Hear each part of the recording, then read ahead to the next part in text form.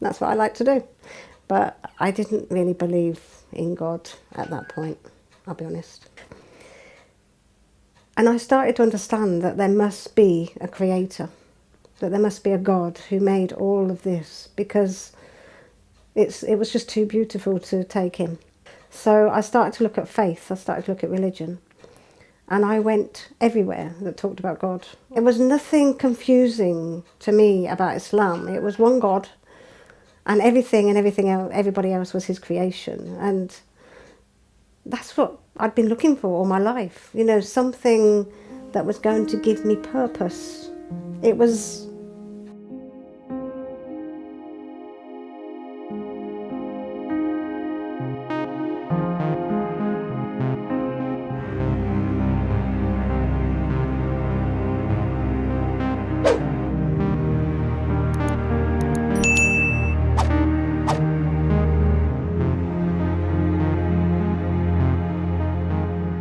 That story, 30 seconds? Yeah, 30 seconds. Whoa. Okay, 20 seconds.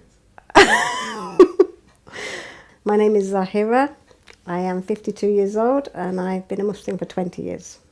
I am British, been in England since year 0 for myself.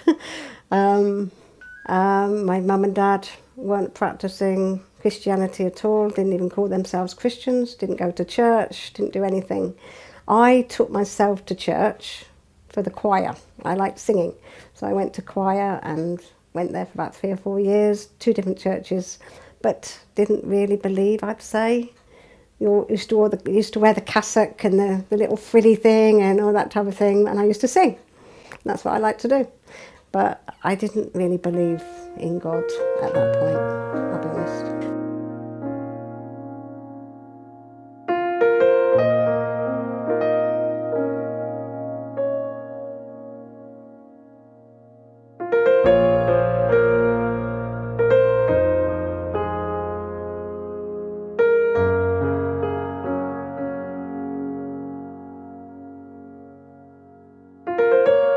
From 1994, I started to bike ride from St James to Brackmills in Northampton, which is about a 5-mile bike ride, day there and back. And I started to take notice of creation, the sky, the birds. I love birds. The birds, the grass, the just even through the elements, because I went through spring, summer, winter, you know, all of them. And I saw the snow. I cycled in snow. But anyway, it was the creation that I fell in love with, I'd be honest. And I started to understand that there must be a creator, that there must be a God who made all of this, because it was just too beautiful to take in. After about 2 years, that went on for about 2 years, and I started to think that there must be some rules and regulations, something different, because I was still drinking alcohol at that point. I was actually smoking at that point. I was doing everything that a non-Muslim would do. But I realised that I needed some goals. I needed something to give me some rules, which I didn't have. I was still able to do what I wanted to do. So I started to look at faith. I started to look at religion. And I went everywhere that talked about God. I went to sit with Mormons who told me I couldn't drink Coke or drink coffee, which I wasn't drinking a lot of, but you know, to tell me not to do those things, it was quite hard. I sat with Christians who I'd heard before. Christianity was something I'd heard before. It's what I'd grown up with. I sat with Mormons. I went to Jehovah's Witness meetings where I felt very strange. I felt very unaccepted. I don't know why. I just felt it wasn't the place for me.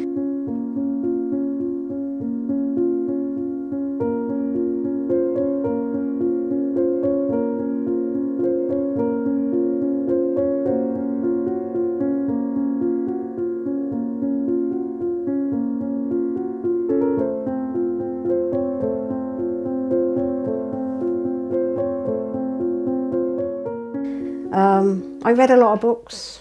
The Jehovah's Witness gave me a book called Search, and I've still got it. And it's got every faith, even faiths I've never even heard of, in that book. And I read the whole book. When I came to Islam, I stopped. And the penny dropped. It was just like it opened a clear window for me. It was nothing confusing to me about Islam. It was one God, and everything else, everybody else was his creation. And that's what I'd been looking for all my life. Something that was going to give me purpose. That was it, really. I started to talk to Muslims. I spoke to a couple in London who I actually took my Shahada with. They gave me more books, more tapes. I started to listen, I started to read. And I listened to a tape by Sheikh Khalid Yasin called The Purpose of Life. I was in tears when I listened to it.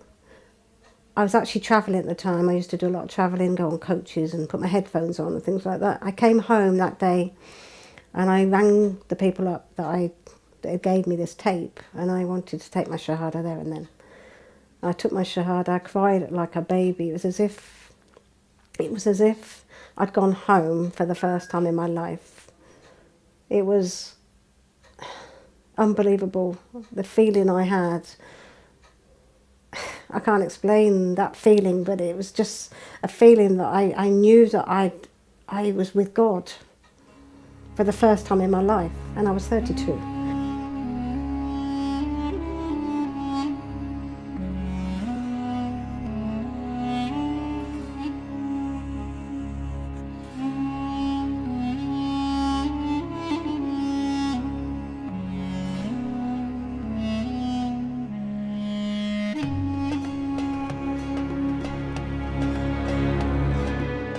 Islam has given me peace in my heart, because my life has not been easy, I'll be honest. I've had a lot of ups and downs in my life. And Islam is my ultimate peace.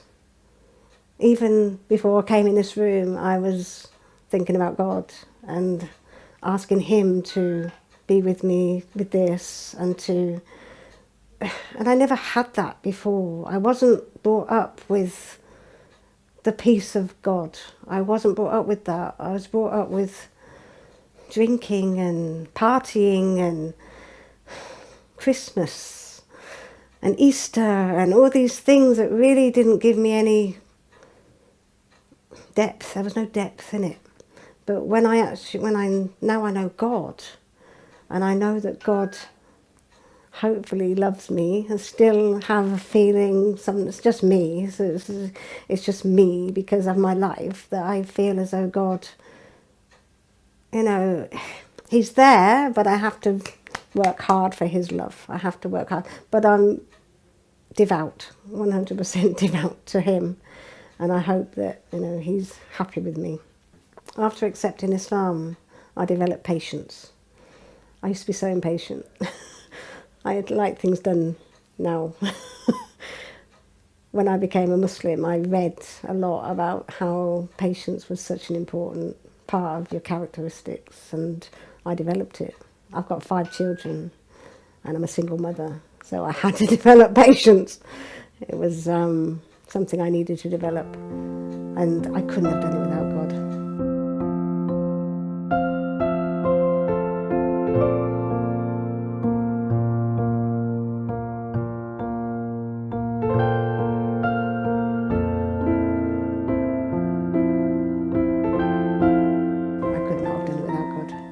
Because every day I've said and still say, please help me to become a good mother, help me to be a good mother, help me to be a good Muslim, help me to be a good person, help me to be a good friend, help me to be a good sister, help me to be a good chair of the group, help me to be everything that I need to be, help me to be the best I can be in this life. And he helps me. Not saying I'm the best, because I never will be. I never put myself on top of any pedestal, but I strive. And I know he helps me to strive. Regardless of whatever's going on in your lives, regardless of who you think you're going to upset, or who's not going to want to be with you anymore and reject you, God will never reject you. He'll always be there. And that's what gives you the peace. So if you're thinking about it, please research some more, take small steps towards God, open your heart and ask him to guide you, and go. You'll never look back. Not in 20 years. I've never ever thought I'd made the wrong mistake, the wrong decision, and that is the only thing in life that is worth being alive for. Peace be with you.